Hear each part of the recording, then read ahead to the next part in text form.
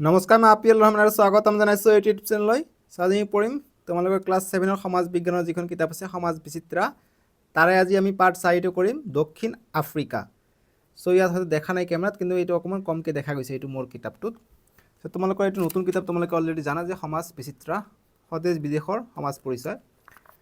Part 4 দক্ষিণ আফ্ৰিকাৰ বিষয়ে ইয়াত দিছে। যেনেকৈ আমাৰ ভাৰত, আমি ক'ত থাকোঁ, ভাৰতবৰ্ষত থাকোঁ, তেনেকুৱা দক্ষিণ আফ্ৰিকা এখন দেশৰ নাম। দক্ষিণ আফ্ৰিকাৰ বিষয়ে ইয়াত দিয়া আছে। আমি ৱৰ্ল্ড মেপত চালে দক্ষিণ আফ্ৰিকাৰ যিটো মানচিত্ৰ সেইটো হৈছে এইটো, ঠিক আছে। ইয়াত আমাক বহুতো প্ৰশ্ন দি আছে। যেনেকৈ প্ৰথমত আমাক প্ৰশ্ন দি আছে পেজ নম্বৰ 38ত অনুশীলনী 1। সকলোখিনি সলিউশ্যন কৰিম, উত্তৰ কৰিম। পাঠৰ পৰাই ক'ৰ পৰা মই উত্তৰ দিছোঁ সেইখিনিও তোমালোকক দেখাই দিম। লগতে তোমালোকে চাবা যি পাঠটোত যেনেকুৱা পেজ নম্বৰ 36ত তত্ত্ব সংগ্ৰহ কৰি টকা প্ৰস্তুত কৰা, যে ভাৰতৰ উল্লেখযোগ্য ৰাষ্ট্ৰীয় উদ্যানবোৰৰ নাম লিখিব দিছে। এইফালে দিছে যে ভাৰতৰ বন্দৰ নগৰবোৰৰ বিশেষত্ব কি, গতিকে এইবিলাক সববিলাকৰে উত্তৰ আমি কৰিম। মুঠতে তোমালোকৰ এইটো পাঠত অনুশীলনী 1, তাৰপিছত এইবিলাক প্ৰশ্ন যিবিলাক আছে সববিলাকৰে উত্তৰ কৰা হ'ব, ঠিক আছে। অনুশীলনী 2 এইবিলাক প্ৰশ্ন, তাৰপিছত দলগত কাৰ্যত প্ৰশ্ন দি আছে, ভাবি ওলোৱাত প্ৰশ্ন দি আছে। আমি অনুশীলনী 1, 2 কৰিম, তাৰপিছত দলগত কৰিম, এইটো কৰিম, তাৰপিছত এক্সট্ৰাকৈ প্ৰশ্ন বনাই দিছোঁ, কিয়নো তোমালোকৰ এক্সট্ৰা প্ৰশ্ন লাগিব। যেনেকুৱা আমি প্ৰশ্নত তোমালোকে দক্ষিণ আফ্ৰিকাৰ খিলঞ্জীয়াসকলৰ বিষয়ে আহে, তেনেহ'লে খৈচান, খৈ, চান এইবিলাকৰ বিষয়ে লিখিব লাগিব। এইবিলাক আমাৰ অনুশীলনীত নাই, ঠিক আছে।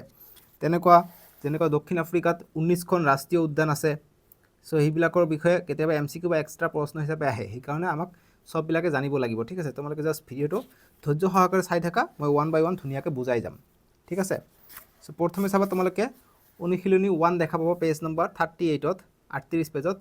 প্ৰথমে আমি অনুশীলনী 1ৰ উত্তৰখিনি কৰি লওঁ। অনুশীলনী 1 পেজ নম্বৰ 38ত আছে। 1 নম্বৰ কৈছে তলৰ প্ৰশ্নবোৰৰ উত্তৰ দিয়া। ক নম্বৰ প্ৰশ্ন দিছে যে দক্ষিণ আফ্ৰিকাৰ মাটিকালি কিমান? আমি উত্তৰ কৰিম দক্ষিণ আফ্ৰিকাৰ মাটিকালি 1.91 লাখ বৰ্গ কিলোমিটাৰ। এইটো তোমালোকৰ পাঠটোৰ প্ৰথম পেজতে দিয়া আছে, চাবা। মই দেখাই দিম অলপমান পিছত, ৰ'বা। অনুশীলনী 1টো শেষ হৈ যাওক, যে কিতাপৰ ক'ৰ পৰা মই উত্তৰখিনি কৰি দিছোঁ। তাৰপিছত 2 নম্বৰ প্ৰশ্ন যে হাইভেল্ট মালভূমিখনক কোনখন পৰ্বতমালাই আগুৰি আছে? হাইভেল্ট এখন মালভূমি আছে দক্ষিণ আফ্ৰিকাত, এইটো কোনটো পৰ্বতমালা আগুৰি আছে এইটো আমাক সুধিছে প্ৰশ্নত। আমি উত্তৰ কৰিম যে হাইভেল্ট মালভূমিখনক ড্ৰাকেনছবাৰ্গ নামৰ পৰ্বতমালাই আগুৰি আছে। এতিয়া দিছে যে গ নম্বৰ যে বিগ 5 বুলিলে কি বুজা?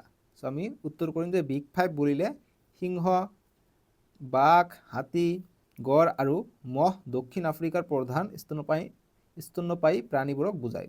গতিকে বিগ 5 মানে এই 5টা স্তন্যপায়ী প্ৰাণী বা জন্তু, এই জন্তুক বুজায় বিগ 5 বুলি। যেনেকুৱা সিংহ, বাঘ, হাতী, গড় আৰু মহ, এই 5টা।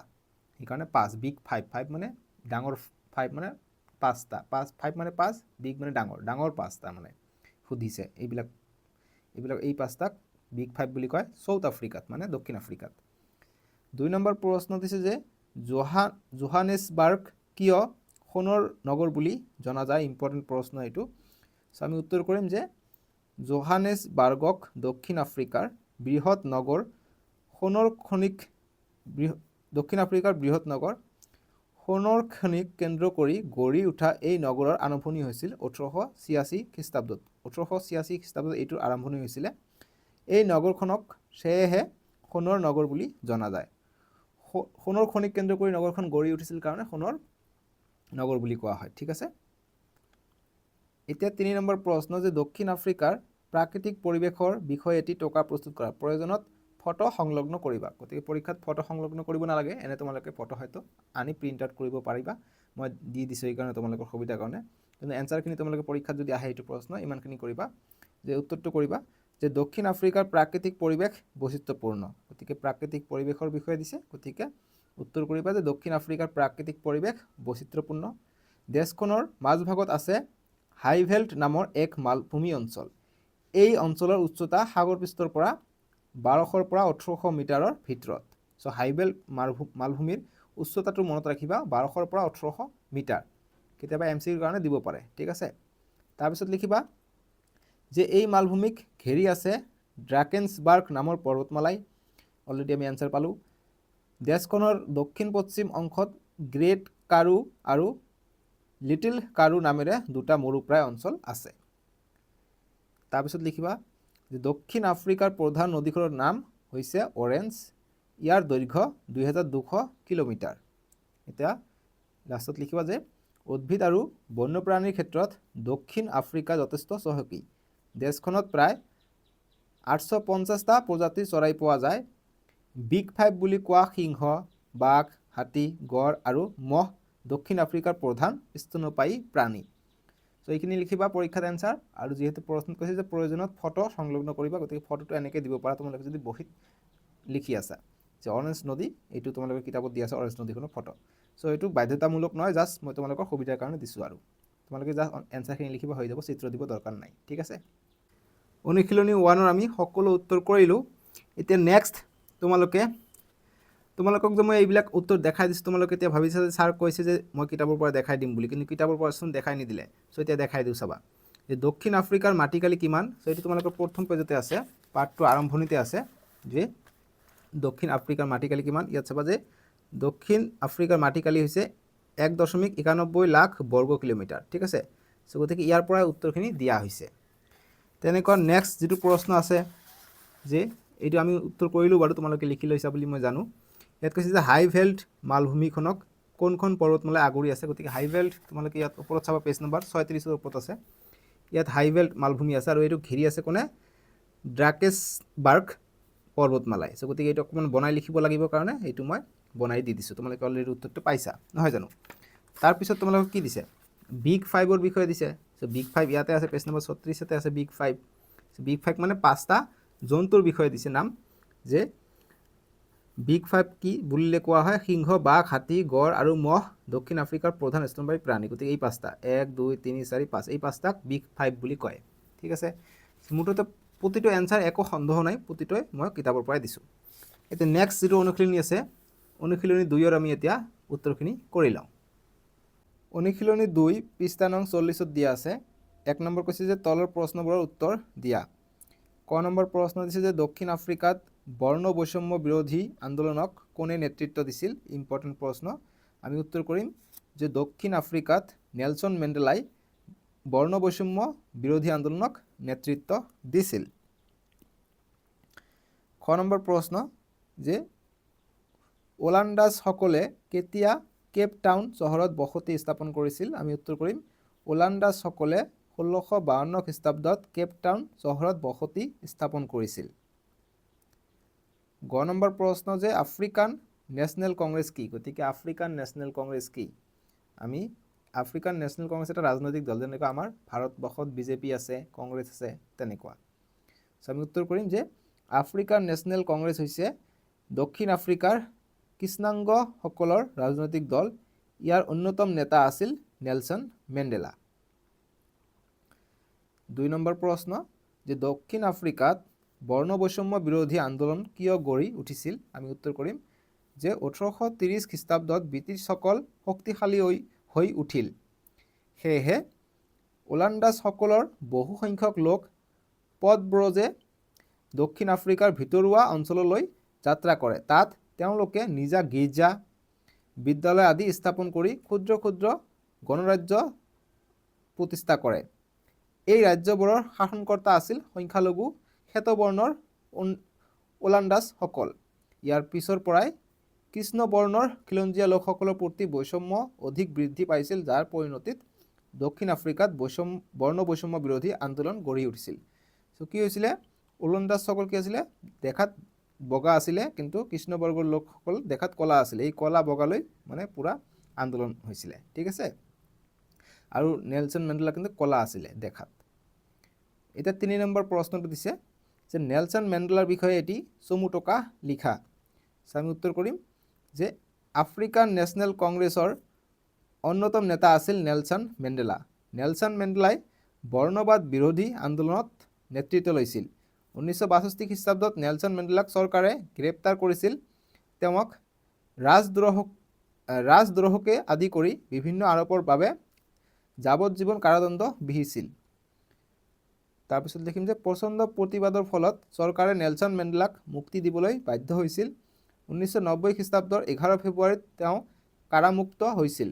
পাছত তেওঁ নিজ দলৰ হৈ শ্বেতাংগ চৰকাৰৰ সৈতে শান্তি আলোচনাত বহে।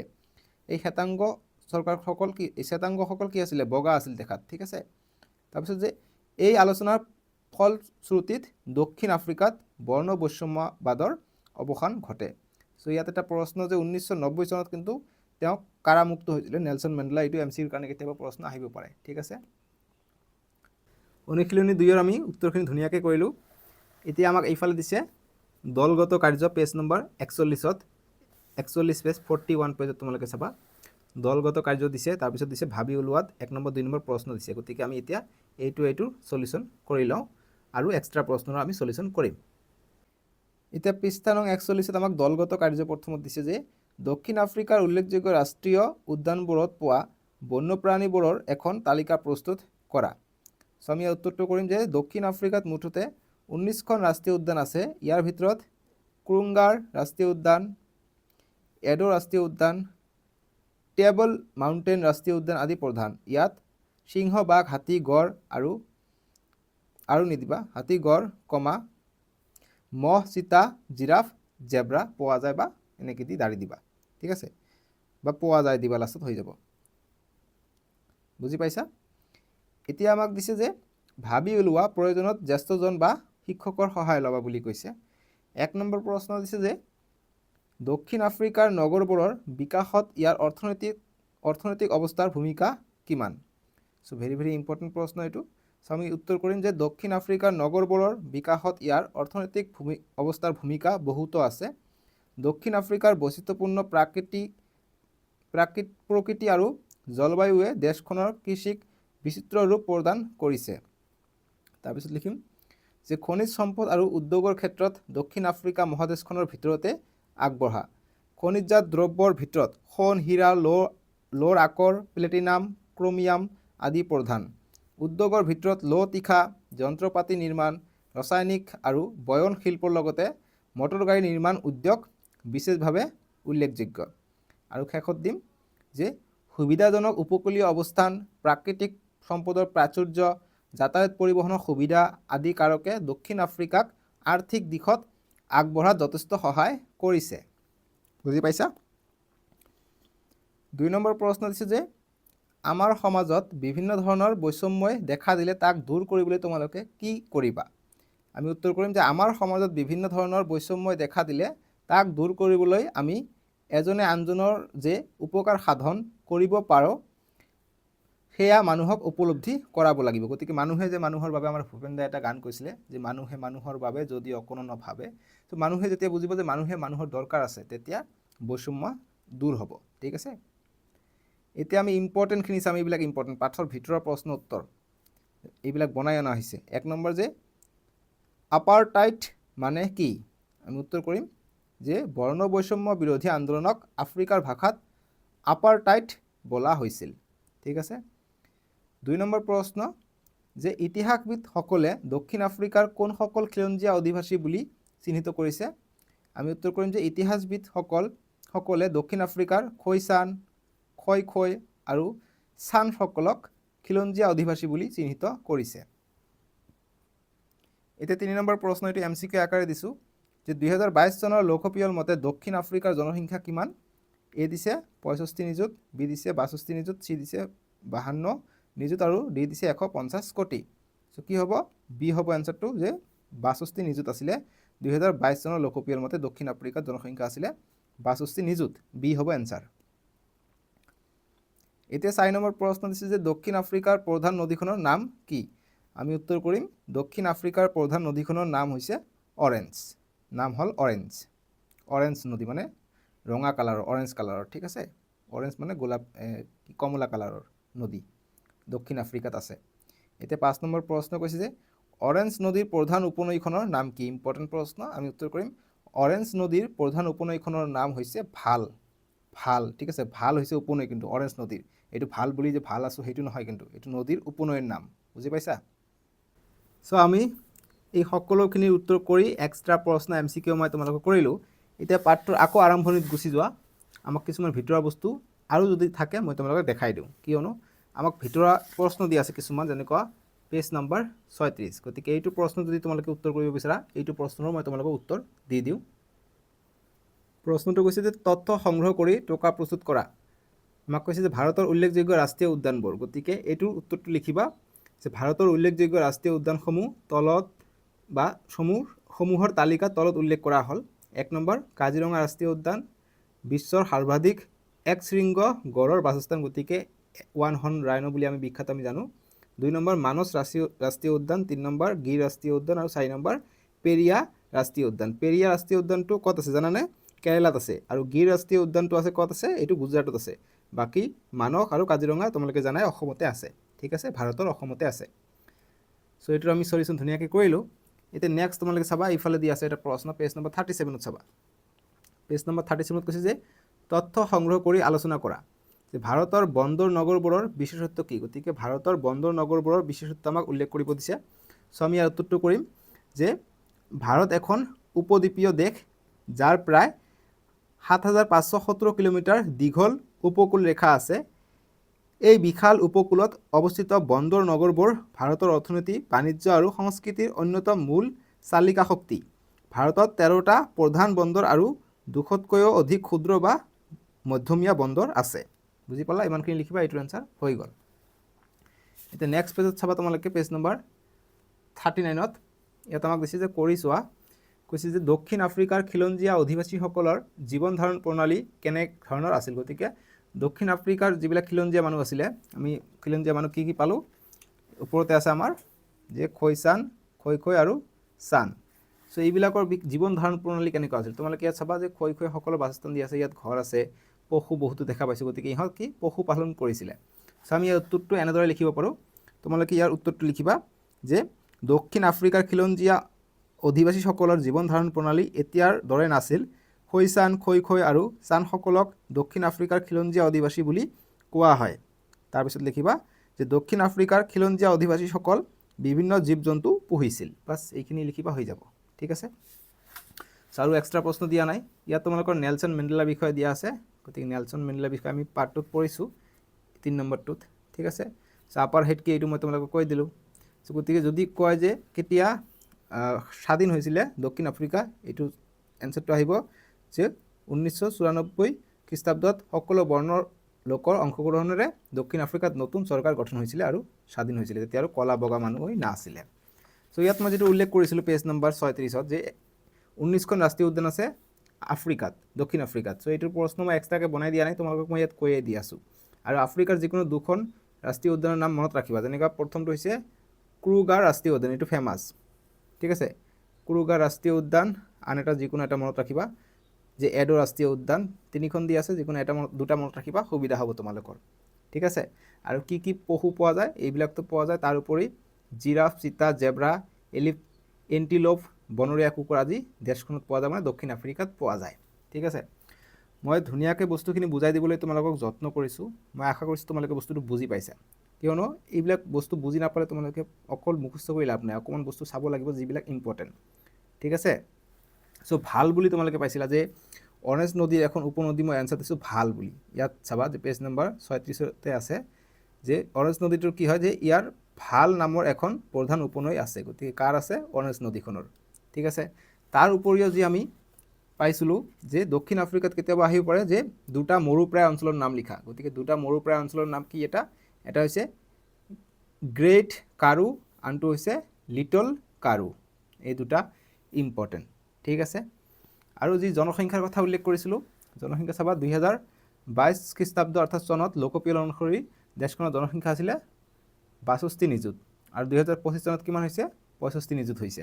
ঠিক আছে, চ' এইবিলাক খুবেই ইম্পৰ্টেণ্ট বস্তু। চ' সেইবিলাক তোমালোকক জানিব লাগিব। বুজি পাইছানে? আৰু পাৰ্ট 2ৰ তোমালোকে যি ইয়াত নক্সা এটা দিয়া থাকে পেজ নম্বৰ 41ত, এই নক্সাটো চাবা যে ধাৰণা চিত্ৰ। ইয়াত চালে পাৰ্ট 2ত কি কি বিষয়ে উল্লেখ আছে তোমালোকে বুজি পাই যাবা। বুজি পাইছানে? যেনেকুৱা মই তোমালোকক কম যে দক্ষিণ আফ্ৰিকা দিছে আমাক। চ' দক্ষিণ আফ্ৰিকাত প্ৰথমত আমাক দিছে প্ৰাকৃতিক অৱস্থা। আমি চালোঁ প্ৰাকৃতিক পৰিৱেশ কি খুবেই ভাল, বহুতো বস্তু পোৱা যায়, খনিজ পদাৰ্থ, যাৰ কাৰণে প্ৰাকৃতিক পৰিৱেশ বহুত ভাল। তাৰপিছত বন্যপ্ৰাণী পোৱা যায়, বহুতো অভয়াৰণ্য আছে প্ৰাকৃতিক পৰিৱেশত। জনসংখ্যাৰো জনসংখ্যা আছে, সমাজ ব্যৱস্থাটোও ভাল। অৰ্থনৈতিক বহুতো খনিজ মল থকাৰ কাৰণে অৰ্থনৈতিক বিজনেছৰ বা বাণিজ্যিক পক্ষত আগবঢ়া। তাৰপিছত দক্ষিণ আফ্ৰিকাৰ চমু ইতিহাস। গতিকে দক্ষিণ আফ্ৰিকাৰ বিষয়ে ইতিহাস দিছে, খিলঞ্জীয়া মানুহ দিছে। তাৰপিছত বৰ্ণ বৈষম্য বিৰোধী যেতিয়া নেলছন মেণ্ডেলাই কৰিছিলে, যেতিয়া কলা বগা কি হৈছিলে, ভেদভাৱ হৈছিলে, ঠিক আছে, শ্বেতাংগ আৰু কৃষ্ণাংগসকলৰ মাজত লাগিছিলে। চ' এতিয়া আমি নেক্সট ভিডিঅ'ত তোমালোকৰ নেক্সট পাৰ্ট যিটো আছে পাৰ্ট 5 আদি মধ্যযুগৰ ভাৰত। চ' তোমালোকে এইটো যিটো স্ক্ৰীনত দেখা পাইছা Y9N9Z6 এইটো চাৰ্চ কৰিলে আহিব, নহ'লে তোমালোকে লিখিবা যে আপিল Rahman class 7 social science chapter 5 বুলি লিখিবা, মুখেৰে ক'লেও আহিব, নহ'লে ডেছক্ৰিপশ্যন দিয়া আছে, তোমালোকৰ সুবিধাৰ কাৰণে প্লে লিষ্টটো বনাই দিয়া আছে, প্লে লিষ্টটো চাব পাৰিবা। চ' মেথ, ছায়েন্স, তাৰপিছত ইংৰাজী, অসমীয়া, উমেশ, হিন্দী চববিলাকে চাব পাৰিবা এইটো চেনেলটো ছাবস্ক্ৰাইব কৰি ৰাখিবা, ঠিক আছে। আজিলৈকে আহোঁ দিয়ক, বাই বাই, টেক কেয়াৰ।